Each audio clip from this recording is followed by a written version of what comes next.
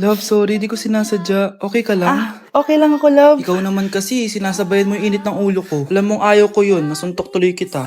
Sorry. Okay lang, next time wag mo nang gagawin ha. Tara na, bihis ka na. Kakain tayo sa labas. Anong gusto mo? Kakain tayo sa labas. Sige, tara. I love you, Bebu. I love you too. A few moments later. Anak, ba't may pasa ka sa mata, ha? Nay, wala to. Sinaktan ka ng jowa mo, no? Manda sa akin yun. Physical touch kasi love language niya, Nay. Parang ikaw lang. Okay lang ako, wala to, Nay. Anong ako? Hindi ako ganyan sa'yo, ha? Lu, ikaw nga kapag pinapalo mo ako, sinasabi mo mahal mo ako.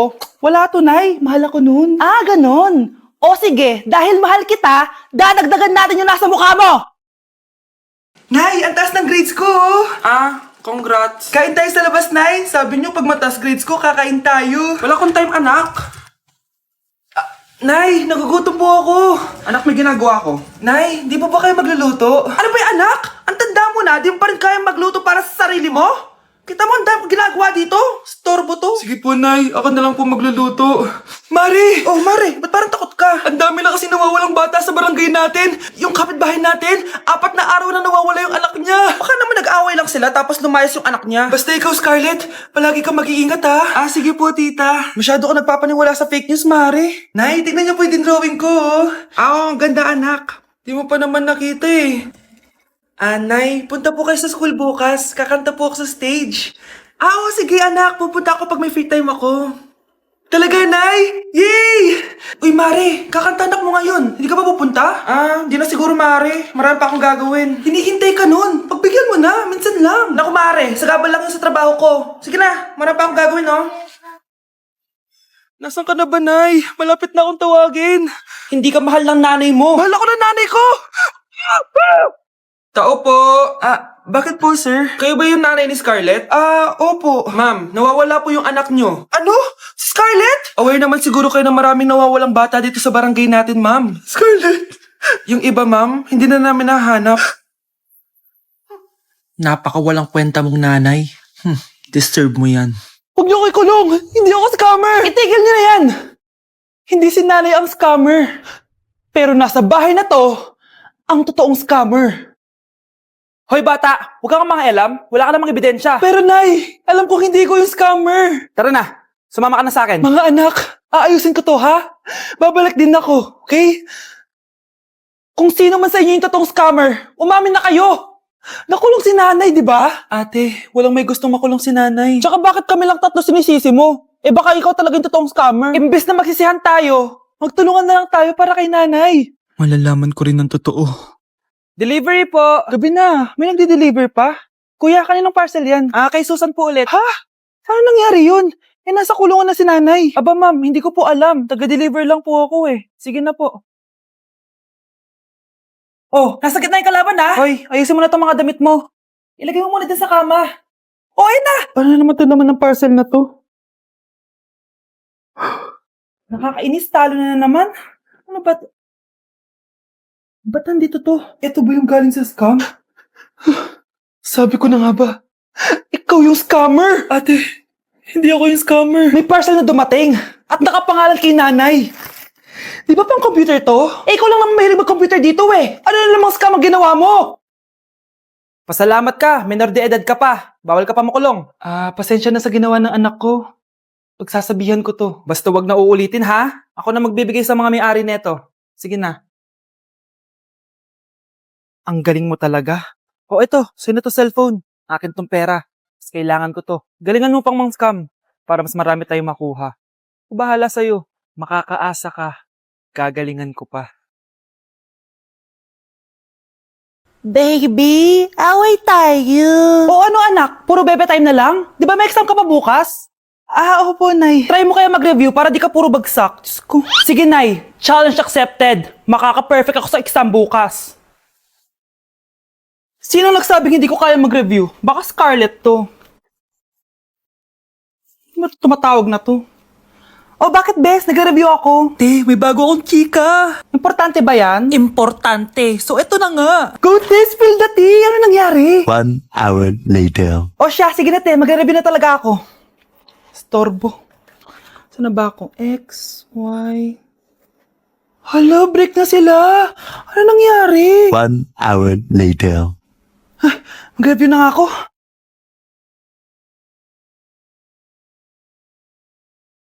Good morning, anak! Anak, bakit tinitsura mo?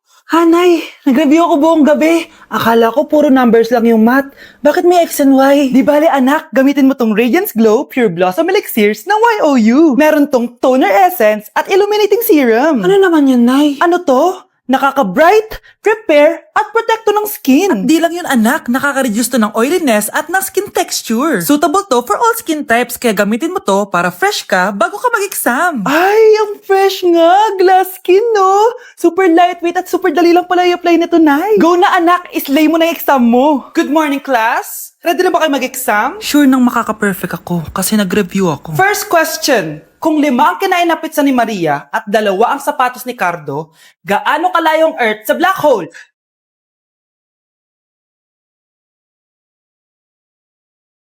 Hindi man lumabas ang mga nireview ko. Ang importante, maganda ako.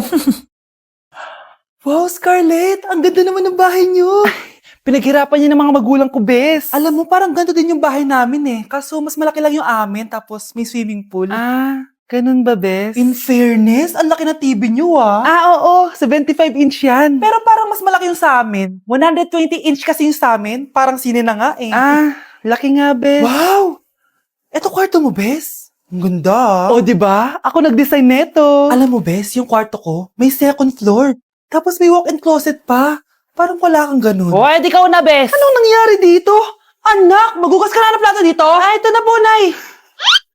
Ang dami naman nito. Ay, buti na lang talaga may bida. Wow, bes. Ang syala naman ng dishwashing soap nyo. Eto ba, bes? Alam mo ba, si Coco Martin ang may-ari neto. At siya mismo ang namili at nag-test neto. Talaga ba, bes? Oo naman, bes. Bida kontra sebo to. Oh, diba? Natanggal agad ang sebo. Di tulad na nakasanayan. Bida sa sulit. Dahil konting patak lang, madami ka na mahuhugasan. Bida sa bula. Tignan mo naman, diba? Ang dami. At syempre, bida sa bango. Nakakasyala talaga yung lemon plus calamansi scent. Malinis ang amoy. Ang ganda nga niyan, bes. Pasado talaga sa akin tong gawang Pinoy. Kaya oras na para palitan ang nakasanayan. Dahil nandito na ang bida. Saan naman mabibili yan, bes? Mabibili to sa TikTok Shop at sa Suking Sari Sari Store. Available in 700 ml, 200 ml, and 20 ml. Sobrang mura, di ba? Kaya bida sa bulsa. Bida sa linis. Bida sa buhay. Death certificate? Hindi naman patay si tatay Anak, alam kong nasa kwarto ka ng tatay mo. Si nanay. Anak! Nay, tawag niyo po ba ako? Wala. Kala ko nasa loob ka eh. Sige, Nay. Gagawan ko na po ng pagkain si tatay. Kailangan ko malaman ng totoo. Sorry, Nay. Kailangan kong gawin to sa'yo.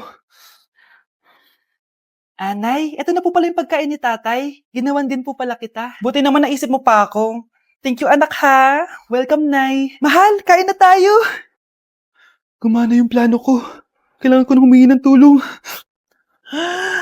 Ang galing mo din, Scarlett, no? Pero mas magaling ako. Nay, hindi ka nahimatay. Anong akala mo sa akin? Tanga? Inamoy ko yung pagkain na binigay mo sa akin. At kaamoy niya yung lason na nilalagay ko sa pagkain ng tatay mo. Ang sama mo, Nay. Well, kailangan ko ang pera ng tatay mo. Inasawa ko lang naman yan kasi mayaman siya. Ipapakulong kita sa ginawa mo kay tatay. Sa tingin mo, maniniwala sa'yo ang mga pulis? May CCTV tayo sa bahay. Kitang-kita dyan na ikaw ang gumagawa ng pagkain ng tatay mo. Kanina pa nasa kulang mga pulis. At naririnig nila lahat ng sinasabi mo. Mga pulis? Nasaan na siya? Nakakatakot! Matalino ako, Scarlett. Alam kong gagawin mo yan. Binayaran ko ang mga pulis para din nila kulihin. Pera-pera lang. Walang iya ka talaga, Nay. Mama ka na sa akin. Itali nyo na yan. At siguraduhin nyong hindi makakatakas yan. Ano? Itatali? Hindi! Shh, Scarlett. Tatakas kita, ha? Alam ko lahat ng baho ng nanay mo. Tita? Scarlett? May kausap ka ba? Nandiyan na si nanay. Bilisan mo. Paparating na siya. Bibilisan ko na. Balita ko, dyan nagtatrabaho yung dati kong asawa.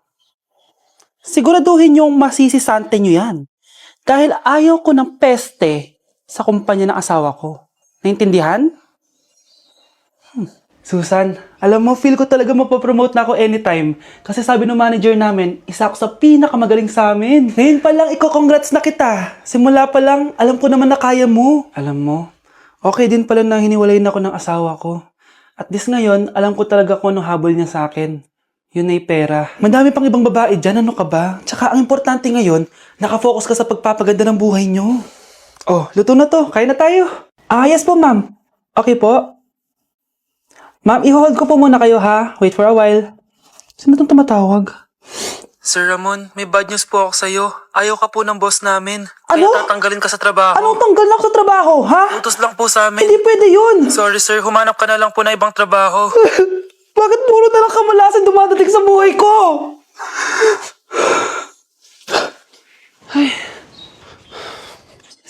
Si Michael ba yun? Michael!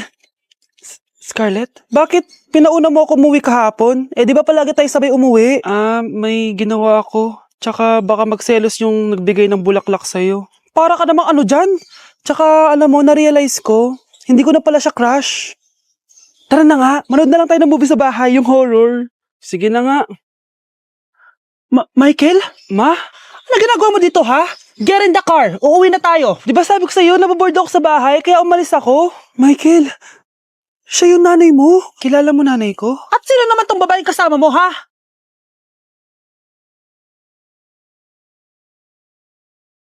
Nay, maniligaw ko nga pala. Hi, tita. Ako nga pala si Enzo, ang soon-to-be jowa ni Scarlett. Enzo? Anak, di ba yan yung anak ng mayor? Ah, opo, Nay. Galing mo talaga pumili, anak. Mukhang magkakapera ako, ah. A few moments later. O sige, pumapayag na ako na maging jowa mo tong anak ko. Yes! Pangako, tita, hindi ko papaiyakin si Scarlett. Pwede mo na akong i-kiss. Pops, may bayad ang kiss sa anak ko, ha? Nay, ano na naman yan? Aba, syempre, ang mahal ng diaper at gatas mo ng bata, tapos libre lang. Eh, ano naman? Tita, magkano po ba? Magkano? Eto price list. Holding hands, 200 pesos. Hug, 300 pesos. Kiss sa kamay, 500 pesos. Kiss sa noo, 700 pesos. Kiss sa lips, 1,000 pesos. At kung makikipag-date kayo sa isa't isa, 3,000 pesos at dapat sagot mo yung bill, ha? 3 hours lang yon. Kung mag-extend ka, pwede naman magbayad ng additional. At, bawal tumawad. Pili ka na lang. Ngayong mahal naman, Diyos ko. Eh ano naman, business is business. Kailangan ko ma-ROI mga nagastos ko sa'yo. Oh, ito po, tita, cheque. Unlimited kiss na yan, na. Cheque? Kahit gumawa pa kayo ng 10 anak. 1 million ba to? Ano to? Idedemanda mo ako? Ano ba ginawa ko sa'yo? Oo, ipapademanda kita. Gagawin mo pa akong business mo, ha? Wala ka namang business permit. Tsaka ang mahal naman ng mga presyo mo. Eh di naman gano'ng kaganda tong anak mo. Teka lang, joke lang yun eh. Mahilig talaga ako maganon. Isusumbong ko kayo sa tatay ko, Mayor. See you sa kulungan. Kukulong na naman ako.